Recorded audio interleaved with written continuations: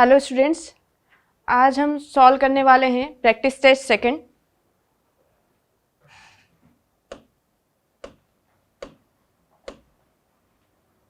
इसका first question है the number of all possible integral values of alpha for which the roots of quadratic equation.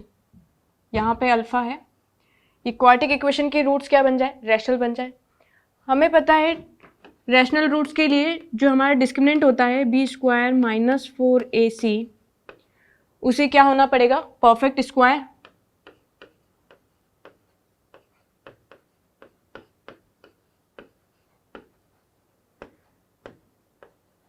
उसे हम lambda square consider कर लेते हैं, लैम्डा कोई भी इंटीजर रहा होगा। अब ये पूछ रहे कितने परफेक्ट स्क्वायर आपको मिल सकते हैं, तो डिस्क्रिमिनेंट देख लेते हैं। तो यहाँ पे बन जाएगा बी स्क्वायर माइनस 4ac, है ना। क्वाड्रेटिक इक्वेशन हम जानते हैं a x square b x plus c के टर्म्स में होती, तो एक्स का कॉफिशिएंट b बनेगा, एक्स स्क्वायर का कॉफिशिएंट a और कांस्टेंट टर्म c। अब हम क्या करते हैं, इधर इस अल्फा की वैल्यू डालते जाते हैं। अल्फा की वैल्यू अगर मैं 1 पुट करती हूँ तो मुझे d की वैल्यू क्या मिलेगी, 121 माइनस 24, तो इधर मिल जाएगा 97। और अल्फ़ा की वैल्यू अगर हम 2 डालते हैं तो इधर मिलेगा आपको 121 माइनस 48, तो इधर मिलेगा 73। अल्फ़ा की वैल्यू ऐसे ही 3 डालते हैं, डी की वैल्यू मिल रही है 121 24 माइन, इधर मल्टीप्लाई 3, इसको सिंप्लीफाई कर लेते हैं तो ये मिल जाएगा 49। इधर देखना ये किसके इक्वल है, लैम्डा स्क्वायर के। अगर ये परफेक्ट स्क्वायर नहीं है 97, अगर हमें क्या करना है कि d की वैल्यू, लैम्डा हमें इंटीजर चाहिए, तो हमें लैम्डा की वैल्यू यहाँ से क्या मिलेगी, √97, तो ये इंटीजर नहीं है, तो ये रिजेक्ट हो जाएगा। इंटीजर होगी तभी रैशनल सॉल्यूशन मिलेंगे, यहाँ पे भी इंटीजर नहीं है। इस केस में क्या होगा, √d जब निकालेंगे, क्योंकि ये लैम्डा स्क्वायर की इक्वल है, तो लैम्डा की वैल्यू आपको 7 मिल जाएगी, तो ये इंटीजर है, तो ये केस कंसिडर करेंगे। अल्फ़ा की वैल्यू अगर हम 4 ले लेते हैं तो इधर क्या मिल जाएगा हमें, सिंप्लीफाई करके इधर मिलेगा 25, जिससे आपको लैम्डा की वैल्यू मिल जाएगी 5। इंटीजर है, ये केस भी कंसिडर करेंगे। ऐसे ही अल्फ़ा की वैल्यू 5 डालने पे हमें कितना मिलेगा,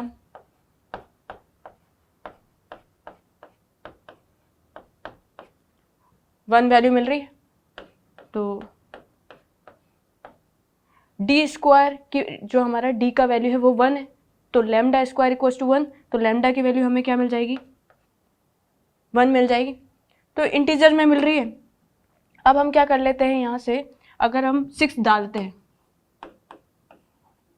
तो 6 डालते ही क्या बनेगा, यहाँ पे नेगेटिव वैल्यू आ जाएगी, और नेगेटिव वैल्यू तो हमें लैम्डा स्क्वायर नेगेटिव के इक्वल हो नहीं सकता, तो यहाँ से हमें सॉल्यूशन मिलेगा नहीं आगे की तरफ। तो हमें कितने सॉल्यूशन मिल सकते हैं, इन रैशनल सॉल्यूशन 3 मिल सकते हैं, तो हमारा आंसर क्या हो गया, सेकंड। नेक्स्ट क्वेश्चन देखते हैं। नेक्स्ट क्वेश्चन देखते हैं, if the system of linear equation, आपको सिस्टम ऑफ लीनियर इक्वेशन दे रखा है, इस कंसिस्टेंट पूछ रहे हैं वो। कंसिस्टेंसी सॉल्यूशन में कब होती है, कंसिस्टेंट सॉल्यूशन 2 तरह के हो सकते हैं, या तो वो क्या बने, यूनिक सॉल्यूशन, या क्या बने, इनफाइनाइट मैनी सॉल्यूशन वाला केस बने।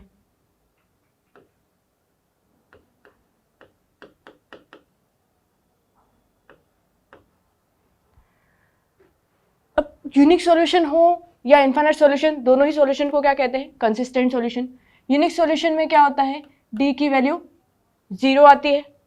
इनफाइनाइट सॉल्यूशन में यूनिक सॉल्यूशन में नॉट इक्वल टू 0 आती है, इनफाइनाइट सॉल्यूशन में डी की वैल्यू 0 आती है, और जो ऑल जो होते हैं D1 D2 D3 निकलेंगे, वो सबकी वैल्यू क्या आएगी, 0 होनी चाहिए, तब जाके वो इनफाइनाइट सॉल्यूशन वाला केस बनेगा।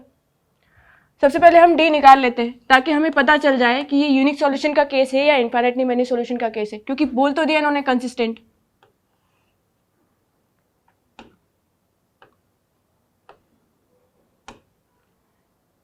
वन -4 XYZ के कोफिशिएंट को अगर हम क्या कर देते हैं, डिटरमिनेंट के फॉर्म में लिख देते हैं, तो हमें डी की वैल्यू मिल जाएगी।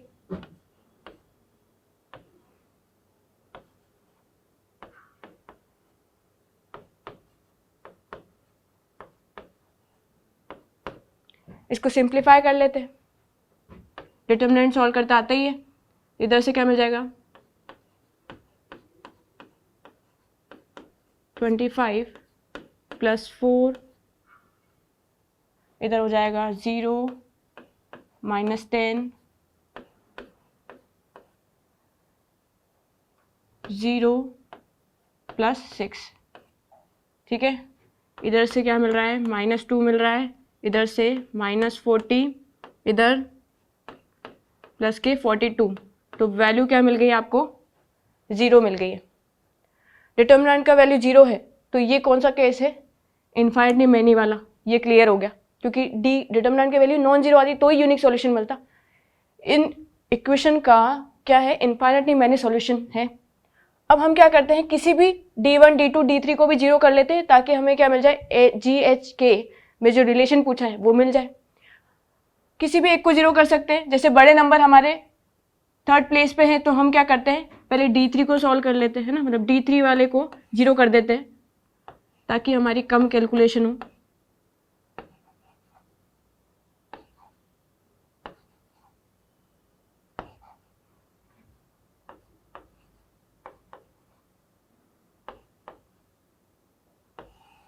ठीक है, इसको सॉल्व कर लेते हैं। इसकी वैल्यू किसके इक्वल करनी है, 0 के इक्वल करनी है। फर्स्ट कॉलम के करस्पॉन्डिंग कर लेते हैं इसका, तो इधर से क्या मिलेगा आपको, 3K 5H, 0 के करस्पॉन्डिंग तो मतलब ही नहीं है ना। और इधर से क्या मिल जाएगा, -2 -4H -3G। इसको सिंप्लीफाई कर लेते हैं, ये क्या मिल जाएगा, 3K -5H, और इधर क्या मिल रहा है 8, तो इधर 3H हो जाएगा, और इधर क्या मिल गया आपको, प्लस का 6G, और इक्वल्स 2 में है 0, 3 कॉमन ले लेते हैं, तो ये बन जाएगा K + H + 2G। अब आप रिलेशन देख लीजिए किस ऑप्शन में आ रहा है ये, तो अपना कौन सा ऑप्शन हो गया, फर्स्ट ऑप्शन हो गया। नेक्स्ट क्वेश्चन देखते हैं। तो number of natural numbers less than 7000 से लेस बनाने हैं, which can be form using the digit 0 1 3 7 9 digit का यूज करना है। रिपीटेशन अलाउ है ना, ये चीजें ध्यान रखना कि रिपीट कर सकते हैं हम। अब कितने नंबर्स बन सकते हैं, 4 डिजिट नंबर बनाने है ना, और उससे लेस तो हम 3 डिजिट नंबर भी बना सकते हैं, 2 डिजिट नंबर भी बना सकते हैं, 1 डिजिट नंबर भी बना सकते हैं। सबसे पहले 4 डिजिट नंबर देखते हैं। अब देखो 7000 से लेस अगर हमें फिल करना है, तो यहाँ पे हम 7 भी नहीं भर सकते और 9 भी नहीं भर सकते। तो इसके पास ऑप्शन कितने हैं, क्योंकि 0 फर्स्ट प्लेस पे आ गया तो वो 4 डिजिट नंबर बन जाएगा, है ना। तो हम 4 डिजिट वाला नंबर फॉर्म कर रहे हैं, तो हमारे पास कितने ऑप्शन है, यहाँ पे 2 ऑप्शन है, या तो हम 1 भरें या फिर 3। अब रिपीटेशन अलाउ है तो यहाँ तो कुछ भी नंबर आ सकता है, तो 5 ऑप्शन है इसके पास, 5 वेज से हम इस प्लेस को भर सकते हैं। ठीक है, तो ये कितने हो गया, 2 5 की पावर 3 डिजिट नंबर फॉर्म करें, क्योंकि 7000 से लेस तो सारे 3 डिजिट नंबर छोटे ही होते हैं 7000 से। यहाँ पे हम क्या भर सकते हैं, 0 को छोड़ के सारे भर सकते हैं, यहाँ तो कोई रेस्ट्रिक्शन है नहीं, 7 आ भी गया तब भी 7000 से लेस ही बनेगा। तो यहाँ पे कितने ऑप्शन हो गए हमारे, 4 ऑप्शन हो गए इधर, है ना। और इस प्लेस पे कितने ऑप्शन है, 5 वे से भर सकते हैं, इसको भी 5 वे से भर सकते हैं। तो इधर कितना हो गया, 4 × 5 स्क्वायर। और उसी तरीके से 2 डिजिट का नंबर बनाना है हमें, तो इधर फर्स्ट प्लेस को 4 वेज से, सेकंड प्लेस को 5 वेज से, 4 × 5। और जो 1 डिजिट का नंबर बनाना है, इसमें 0 को छोड़ के इसमें क्या करना है, 0 क्यों नहीं ले सकते, 0 ध्यान रखना, 0 क्या नेचुरल नंबर बनाना है, इसलिए 0 को नहीं रखना है, तो आप 0 रख दोगे, 0 भी 1 डिजिट। तो यहाँ पे हमारे पास कितने तरीके से भर सकते हैं, 4 वेज से। इन सबको टोटल कर लो तो आपको आंसर मिल जाएगा, है ना। एक तरीका ये भी हो सकता है कि हम क्या कर देते हैं, 4 डिजिट नंबर में 0 को अलाउ कर देते हैं। अगर जैसे फर्स्ट प्लेस पे अगर 0 आ जाता है मानो, तो ये 3 डिजिट का नंबर बन जाएगा। अगर सेकंड प्लेस पे नॉन 0 नंबर है और फर्स्ट प्लेस पे 0 नंबर है तो ये 3 डिजिट नंबर फॉर्म कर देगा। और अगर फर्स्ट 2 प्लेस पे 0 है और थर्ड प्लेस पे नॉन 0 नंबर है तो ये 2 डिजिट का नंबर बन जाएगा।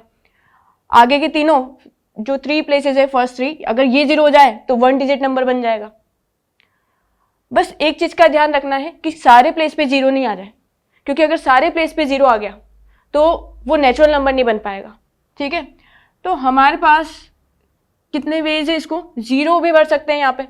तो हम क्या क्या नहीं भर सकते, एक तो 7 नहीं भर सकते, 9 नहीं भर सकते, और ये तीनों तो फिल कर सकते हैं। तो इसको कितने वेज से भर सकते हैं, 3 वेज से, ताकि हमें अलग अलग केस नहीं बनाना पड़ेगा इस मेथड में। यहाँ पे 5 वेज से, इसको भी 5 वेज से। ये तो टोटल नंबर्स हो गए, 4 डिजिट नंबर कितने बना सकते हैं हम। इसमें एक नंबर हटाना पड़ेगा, कौन सा, जहाँ क्या हो जाए, सारे प्लेस पे क्या आ जाए, 0 आ जाए, क्योंकि 0 वाले पे वो नेचुरल नंबर फॉर्म नहीं करेगा। इसको सिंप्लीफाई करेंगे तो हमारा आंसर आ जाएगा 374, है ना। इसको टोटल करोगे तभी वही आंसर आएगा, किसी भी मेथड से कर सकते हैं। नेक्स्ट क्वेश्चन देखते हैं। Let ABC be the 7th, 11th and 13th terms respectively of a non constant AP की टर्म्स है, ठीक है। If these are also the 3 consecutive terms of GP, ये GP में भी है। अब A/C की वैल्यू निकालनी है आपको। अब यहाँ पे क्या दिया हुआ है, AP में है तो हम लिख सकते हैं A + 6D, इसे क्या लिख सकते हैं, ये हमारी 11th टर्म है तो A + 10D, और C हमारी क्या है, 13 टर्म है तो A + 12D।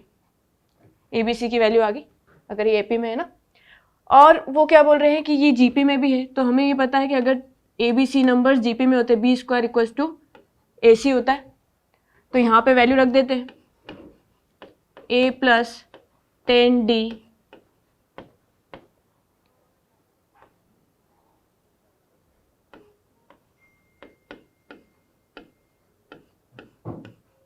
ये कैपिटल करना है।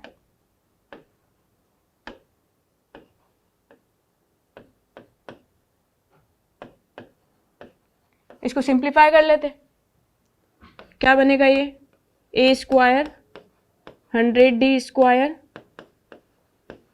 20AD, इधर से कितना हो जाएगा, 6 12 18 हो जाएगा, और 72D²। A² से A² कैंसिल, और इधर कितना मिल जाएगा आपको, 8 2 28D² बन गया, और इधर मिल गया आपको -2AD। इससे अपने को क्या मिल गया, डिवाइड कर देते, A/D की वैल्यू मिल रही है, कितनी मिल रही है, -14 मिल गई, ठीक है। अब हम क्या कर लेते हैं, पूछा क्या है, A/C। A/C का मतलब है A + 6D, A + 12D, D से डिवाइड कर देते हैं ना, ताकि ये a बाई डी के फॉर्म में बन जाएगा। तो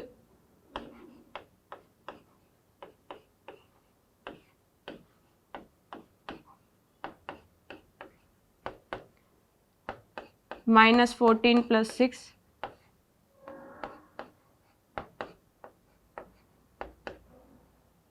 कितना मिलेगा ये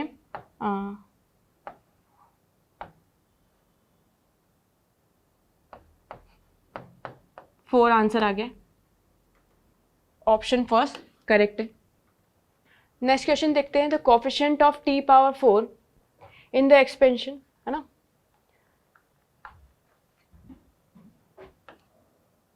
इसे इस तरीके से लिख सकते हैं 1 - t⁻6 का क्यूब 1 - t⁻−3, इस फॉर्म में लिख सकते हैं।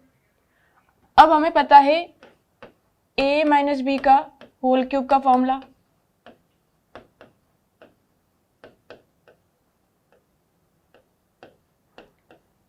ये लगा देंगे यहाँ पे।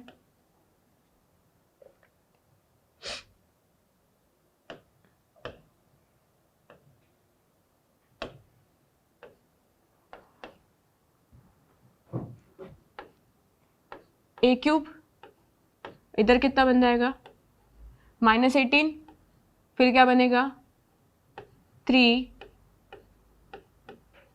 p² -3 6, है ना, t⁻6।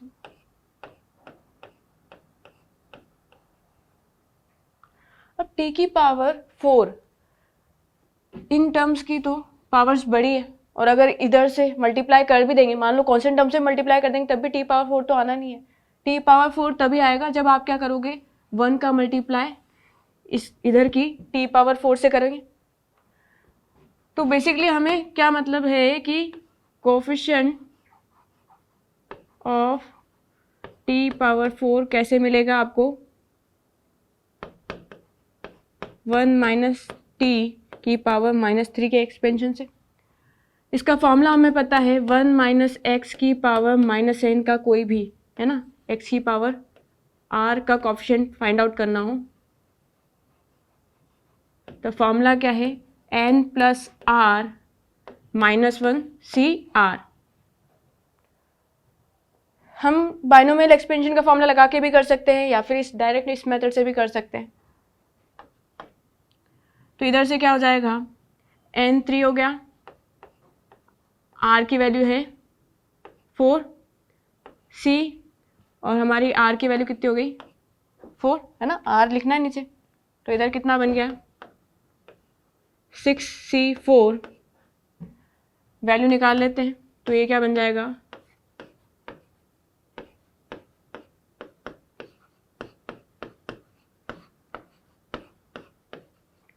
आंसर आ गया हमारा 15, ऑप्शन सेकंड सही है। नेक्स्ट क्वेश्चन देखते हैं। Let the equation of 2 sides of triangle, आपको दोनों साइड्स गिवन है। If the orthocentre of triangle, orthocentre भी गिवन है आपको, then the equation of the third side. ठीक है, पहले डायग्राम से समझते हैं।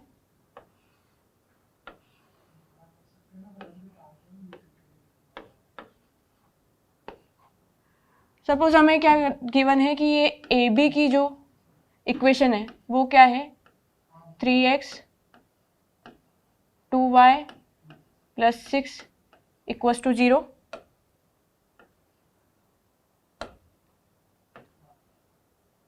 और ए सी की जो इक्वेशन है वो क्या है हमारी 4x 5y -20।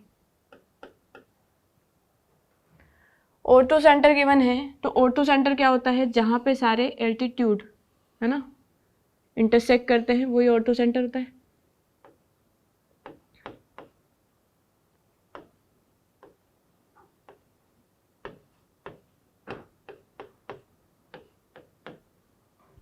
अब हमें बीसी की इक्वेशन फाइंड आउट करनी है। देखो इसको दो तरीके से कर सकते हैं। एक तो क्या कर सकते हैं कि ये जो एसी की जो इक्वेशन गिवन है ना, क्योंकि ऑर्थो सेंटर के कोऑर्डिनेट है 1,1। AC की इक्वेशन से हम उसके परपेंडिकुलर BE की इक्वेशन फाइंड आउट कर सकते हैं, है ना। जो इसका एल्टीट्यूड है उसकी वैल्यू इक्वेशन आ जाएंगी हमारे पास, 1,1 से पास आउट है। उसी तरीके से AB के परपेंडिकुलर CF एल्टीट्यूड आ जाएगा। अब हम क्या कर सकते हैं, AB और BE इक्वेशन को सिंप्लीफाई करेंगे तो इनका इंटरसेक्शन पॉइंट ही B पॉइंट है।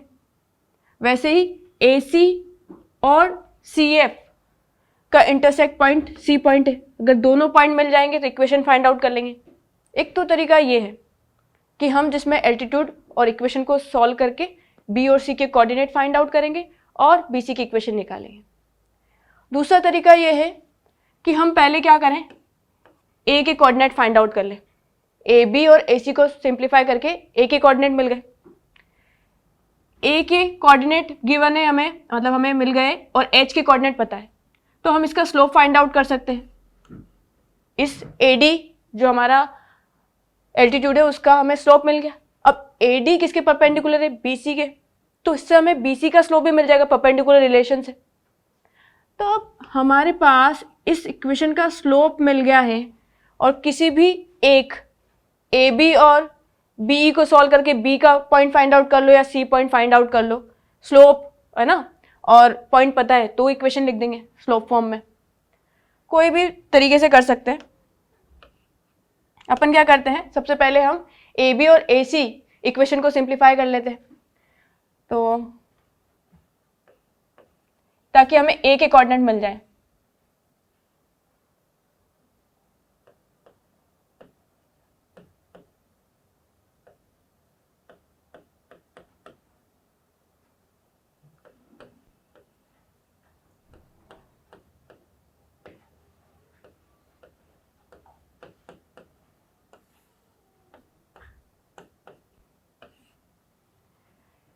इसकी वैल्यू क्या हो जाएगी, -15 -8 कितना हो जाएगा इधर, 3 -23y, और इधर हो जाएगा 84। तो y की वैल्यू हो गई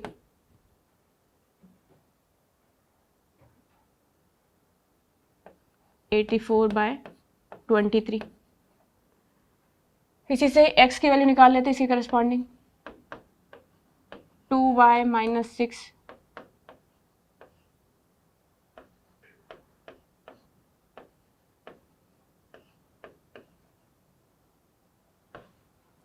कैलकुलेशन है इस क्वेश्चन में।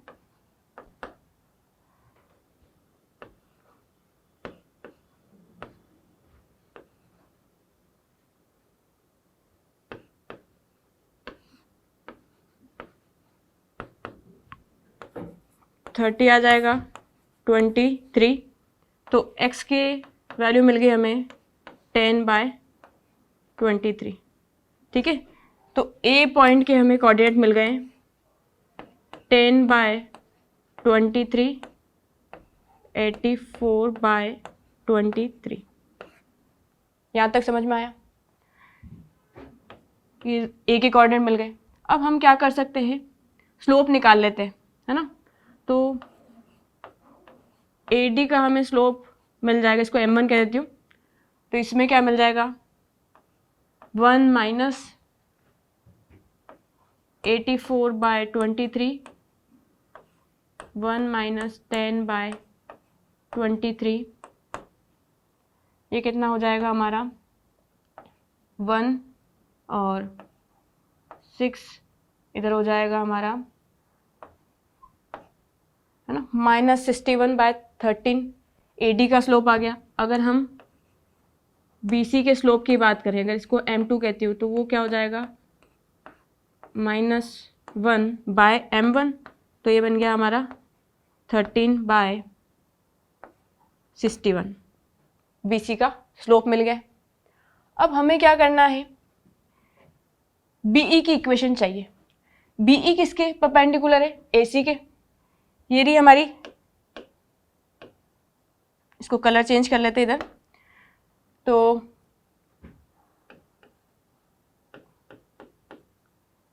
BE का इक्वेशन चाहिए, तो हम क्या लिख लेंगे इधर, 5x -4y, कोई लैम्डा कांस्टेंट आएगा। अब ये लाइन क्या करिए 1,1 से पास आउट हो रही है ऑर्थो सेंटर से, तो इसमें सेटिस्फाई करा दो। तो 4 - 1 1 मिल गया। लैम्डा की वैल्यू क्या मिल गया आपको -1, तो यहाँ लिख देते हैं। हमें बीई की इक्वेशन मिल गई। अब बीई की इक्वेशन और ये जो ए बी की इक्वेशन को सिंप्लीफाई करके हमें बी कोऑर्डिनेट फाइंड आउट कर लेते हैं। तो यहां से देखते हैं, इसको मल्टीप्लाई कर लेते हैं 5 से,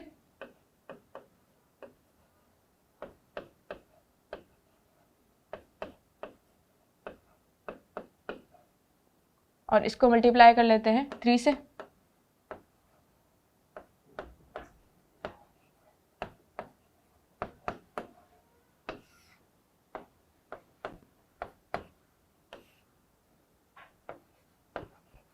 y प्लस 33, y की वैल्यू मिल गई -33/2, और x की वैल्यू क्या मिल जाएगी हमें 3x 2y करेंगे,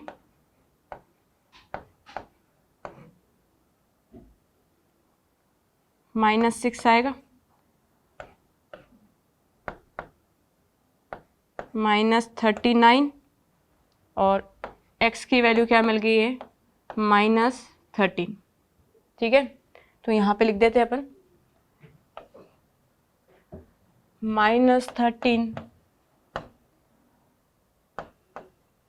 33/2, ये b के कोऑर्डिनेट हो गए। इसका स्लोप हमारे पास है 13/61। इससे अब हम क्या कर देते हैं, बीसी की इक्वेशन लिख देते हैं। तो ये क्या इक्वेशन बन जाएगी, y प्लस 33/2, और इधर क्या था -13 था तो प्लस का 13 बन जाएगा, इधर था हमारा 13/61।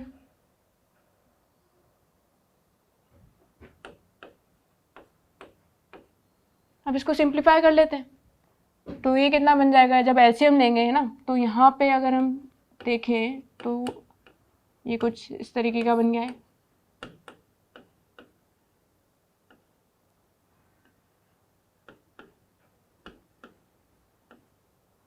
तो हम क्या करते हैं, 61 को तो इधर मल्टीप्लाई कर देते हैं और 2 को इधर मल्टीप्लाई कर देते हैं। सिंप्लीफाई करना है, कैसे करो, ये कितना बन जाएगा 2 है ना, 122 बन गया, ये 61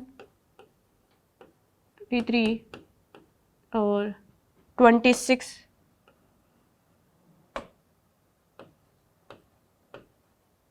ये कितना बन गया 169 × 2। अब किस फॉर्म में है, ऑप्शन देख लेते हैं पहले है ना, और हमारा 122 आ रहा है, फिर -26 आ रहा है ना, और इसको सिंप्लीफाई कर लेते हैं ना, कर ही ले।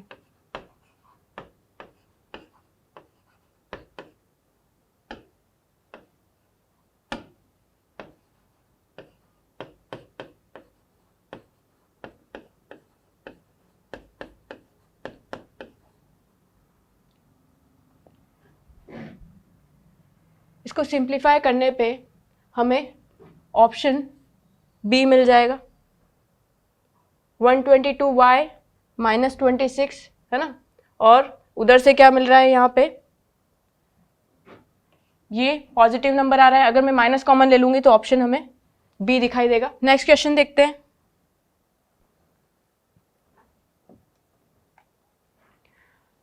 सम ऑफ द फॉलोइंग सीरीज, आपको सम फाइंड आउट करना है, आपको इस पैटर्न में अरेंज दिया हुआ है। अब हम क्या कर लेते हैं, अप टू 15 टर्म हमें फाइंड आउट करना है। हम क्या करते हैं, फर्स्ट 2 टर्म्स को भी इसी जो हमारा पैटर्न चल रहा है उसको पहचान के बनाते हैं। यहाँ पे जैसे ये थर्ड टर्म है तो इसमें क्या हो रहा है, 1 2 3 का स्क्वायर हो रहा है ना। तो वैसे ही अगर सेकेंड टर्म रही होगी तो 1 का स्क्वायर 2 का स्क्वायर रहा होगा, है ना। हम सिर्फ फर्स्ट 2 टर्म्स को भी अरेंज कर रहे हैं ताकि हम उस फॉर्म पैटर्न पे आ जाए। अब देखो 9 के आगे, है ना, इसके बाद इसको देखना है तो 9 में 3 ऐड हो रहा है, फिर वापस से 3 ऐड होके 15 बन रहा है। तो इससे पहले नंबर कौन सा रहा होगा हमारा, 3 सब्ट्रैक्ट कर दो तो इधर 6 आएगा। अब हम क्या करेंगे, डिनोमिनेटर वाली टर्म्स को पहचानो। 7, 9, 11 आ रही है, तो हमारा अगर ये क्या पे कितने का डिफरेंस आ रहा है, 2 का, तो इधर कौन रहा होगा, इधर 5 आ जाएगा। उसी तरीके से फर्स्ट टर्म में अगर हम देखें तो 1 का स्क्वायर आएगा और 2 का डिफरेंस चलेगा तो इधर आ जाएगा हमारा 3, और इधर में भी, है ना, ऊपर तो +3 करते जा रहे हैं आगे वाली टर्म्स में, तो इधर क्या हो जाएगा, इससे आगे 6, उससे आगे 3, डिनोमिनेटर में क्या रहा है 2 2 का गैप है, तो 7 के बाद 9 आ रहा है, तो इधर से 5 फिर 3। अगर इसको सिंप्लीफाई करें तो 1 ही मिल रहा है, और इसको सिंप्लीफाई करने पे ये भी 5 से 5 कट के 6 मिल रहा है। अब हम इसका जनरल फॉर्म लिख लेते हैं। तो हमारा जनरल फॉर्म क्या हो गया, यहाँ पे ये एपी में है तो इसको हम कैसे लिख सकते हैं, हमारा जो हमारा सिर्फ इसमें अलग अलग टर्म्स को देखना, जैसे 3, 6, 9, 12, इससे nth टर्म कैसे लिख सकते हैं, फर्स्ट टर्म हो गई 3 n-1, और d मेरा कितना चल रहा है, अगर सिर्फ आगे वाली टर्म की बात करूं तो 3 3 का गैप है तो इधर 3 आ जाएगा, ठीक है। तो हमारा आगे तो ये लिखा जाना है। नेक्स्ट क्या हो रहा है, ये जो 1 का स्क्वायर 2 का स्क्वायर, ये फर्स्ट टर्म में 1 का स्क्वायर, सेकेंड टर्म में 1 स्क्वायर 2 स्क्वायर, तो n टर्म में क्या होगा 1 स्क्वायर 2 स्क्वायर 3 स्क्वायर, है ना, ये n स्क्वायर तक चलेगा। नीचे वाले डिनोमिनेटर वाले पैटर्न को देखो तो नीचे क्या क्या आ रहा है, 3 5 ऐसा आ रहा है, 3 5 7 9 इस तरह के नंबर्स आ रहे हैं। तो इसका अगर हम nth टर्म लिखें तो ये क्या हो जाएगा +n-1, तो ये सिंप्लीफाई करने पे कितना मिल रहा है आपको 2n+1। हम डायरेक्ट भी लिख सकते थे, इतना समझ में आ रहा है कि भाई ये सारे 2n+1 टर्म्स में चल रहे हैं, है ना, और नहीं तो ऐसे कर सकते। अब हमें सम फाइंड आउट करना है तो हम सिग्मा Tn कर देते हैं, और फर्स्ट 15 टर्म, तो हमारी n की वैल्यू कहाँ तक चेंज हो रही है, 1 से लेकर 15 तक। इसको सिंप्लीफाई करेंगे तो इधर मिलेगा 3n, और यहाँ से मिल गया आपको इसका सम हमें पता है n स्क्वायर का, तो हम क्या लिख देते हैं n+1 2n+1 बाय 6 होता है, और नीचे क्या टर्म चल रहा है 2n+1, ठीक है। ये 6 कट जाएगा, इधर से 2 मिल गया, 2n+1 भी कट जाएगा। तो सिंप्लीफाई करके क्या मिला हमें, n स्क्वायर n+1 बचा है ऊपर तो, और डिनोमिनेटर में है 2।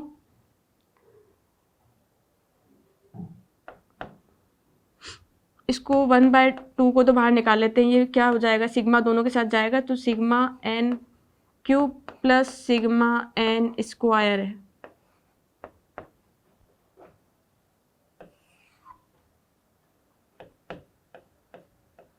अब n की वैल्यू हम 15 तक बदल रहे हैं, 1 से 15, तो ये क्या हो जाएगा n+1 बाय 2 का स्क्वायर होता है n³ का सम, और इधर क्या हो जाएगा n+1 2n+1 बाय 6, ये होता है। इस तरह से हम सिंप्लीफाई कर लेंगे, सिंप्लीफाई करके हमें क्या मिल जाएगा, एक मिनट देख लेते हैं।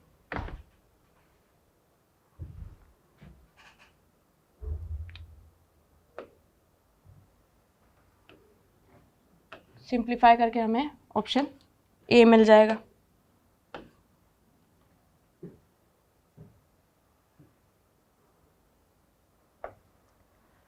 नेक्स्ट क्वेश्चन देखते हैं। A hyperbola has its centre at the origin, passes through the point 4, 2 and has transverse axis of length 4 along the x axis। ठीक है, ट्रांसवर्स एक्सिस क्या होता है हाइपरबोला में?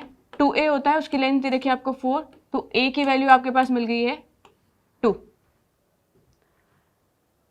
अब हम क्या कर लेते हैं, हाइपरबोला का स्टैंडर्ड इक्वेशन लिख देते हैं, क्योंकि इसका सेंटर क्या है, ओरिजिन।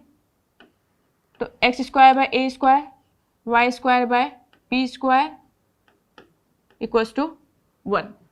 ये हमारा हाइपरबोला का इक्वेशन हो गया along the x axis. A की वैल्यू हमारे पास है तो यहाँ रख देते हैं।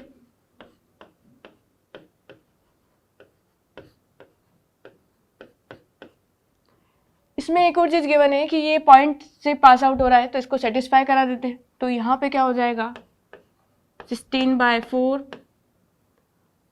4 b स्क्वायर इक्वल्स टू 1। तो 3 मिल गया, 4 b स्क्वायर, b स्क्वायर की वैल्यू क्या मिल गई, 4/3 मिल गई आपको। a की वैल्यू भी है, b की वैल्यू भी है ना। तो अब हमें इसेंट्रिसिटी फाइंड आउट करनी है। इसेंट्रिसिटी का फॉर्मूला क्या होता है, ई स्क्वायर इक्वल्स टू, है ना, हम उस फॉर्म में लिख लेते हैं। B square equals to a square e square -1, इधर हो गया 4/3, इधर 4 ई स्क्वायर -1, 4 से 4 कैंसिल आउट हो जाएगा, इधर हो जाएगा 1/3 प्लस 1 ई स्क्वायर 4/3। ई की वैल्यू क्या मिल गई हमें, 2/√3। ठीक है, तो ऑप्शन फर्स्ट हो गया। नेक्स्ट क्वेश्चन क्या गिवन है, इफ द सर्कल, आपको सर्कल दे रखा है ना, 2 सर्कल्स दे रखे हैं, इंटरसेक्ट एट 2 डिस्टिंक्ट पॉइंट, और 2 सर्कल्स क्या कर रहे हैं, 2 अलग अलग पॉइंट्स पे इंटरसेक्ट कर रहे हैं। हमने रफ डायग्राम बना लिया। अब एक सर्कल ये वाला है फर्स्ट सर्कल, तो इसके सेंटर हमें पता है ना, तो सेंटर यहाँ से निकाल लेंगे। सेंटर कितना निकल रहा है हमारा, 8 और 10। सेंटर हम किसे निकालते हैं, -g -f, है ना। x और y के कोफिशिएंट जो होते हैं क्या होते हैं, 2gx 2fy, तो उसको 2 से डिवाइड करके नेगेटिव साइन लगाना है। जो सेकंड सर्कल है उसके भी हम सेंटर फाइंड आउट कर सकते हैं, 4 और 7, इसको हमने b कह दिया। अब ये 2 अलग अलग डिस्टिंक्ट पॉइंट पे इंटरसेक्ट कर रहे हैं। हमें ये रिलेशन पता है, अगर क्या 2 सर्कल 2 डिस्टिंक्ट पॉइंट पर इंटरसेक्ट करें, फर्स्ट की रेडियस को हम कह देते हैं r1, सेकेंड की रेडियस को कह देते हैं r2, है ना। तो r1 हम पहले निकाल लेते हैं।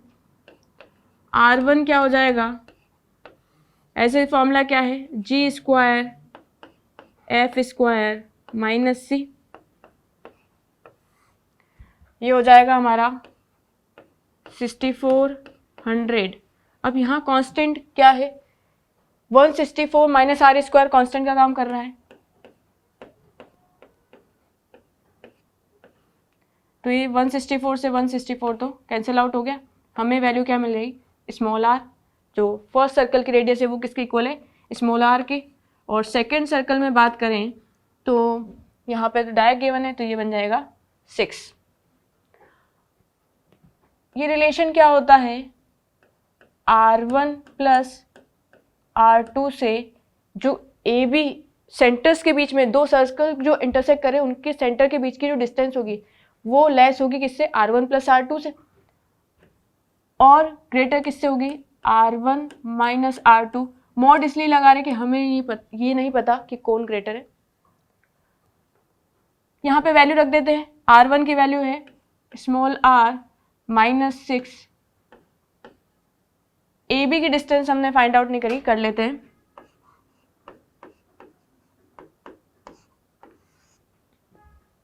ये कितना हो जाएगा 16, 9, तो हमें वैल्यू मिल गई 5। यहाँ पे वैल्यू क्या हो जाएगी r प्लस 6। सिंप्लीफाई कर लेते हैं, पहले इन दोनों को सिंप्लीफाई कर लेते हैं, तो ये क्या मिलेगा 5 लेस देन r प्लस 6, तो r is greater than -1। Radius तो हमेशा पॉजिटिव ही होती है, तो -1 से तो बड़ी आएगी। अब सेकेंड इनइक्वलिटी को सॉल्व कर लेते हैं। अब हमें ये पता है कि मॉड अगर जैसे इस तरह से होता है, कुछ भी नंबर ले दिया आप लोगों ने r, तो ये किस तरीके से खुलता है, -r से r में ओपन होता है इस तरीके से। तो यहाँ पे हम इसको ओपन कर लेते हैं, r माइनस 6 -5 से तो ग्रेटर होगा और 5 से लेस होगा, दोनों तरफ 6 ऐड कर देते हैं, तो यहाँ पे क्या होगा -1 बन गया, प्लस का 1 बन गया, और इधर बन जाएगा 11। तो r की रेंज क्या हो गई 1 से 11। थर्ड ऑप्शन करेक्ट हो गया। नेक्स्ट क्वेश्चन देखते हैं। आपको x की वैल्यू दे रखी है 0 से π/2, then the number of values of x for which आपको सिंप्लीफाई करना है इस इक्वेशन को। देखो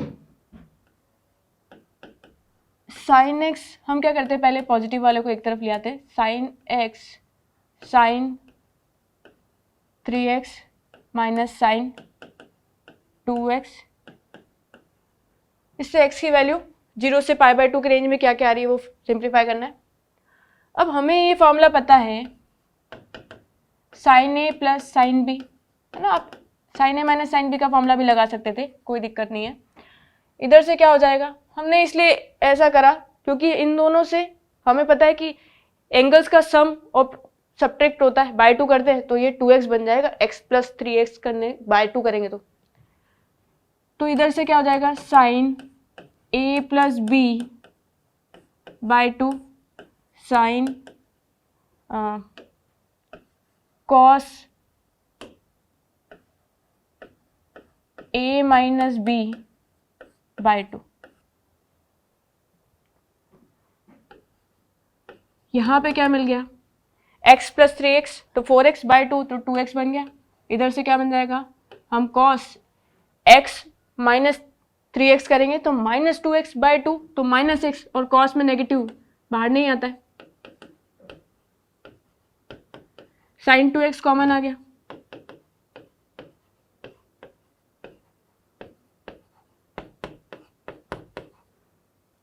साइन 2x 0 हो सकता है या फिर 2 cos x, मतलब cos x इक्वल्स टू 1/2, दोनों में से कोई एक चीज हो सकती है। इसको सिंप्लीफाई करेंगे तो x की वैल्यू क्या मिल गई आपको, है ना, क्योंकि हमें 0 से π/2 में ही देखना है, क्योंकि तो n पाई लिखते तो 0 से π/2 में सिर्फ 0 आएगा, है ना। तो हमें x की वैल्यू क्या मिल गई 0। यहाँ पे ध्यान रखना 0 पे इक्वल का साइन लग रहा है, π/2 पे नहीं लग रहा है।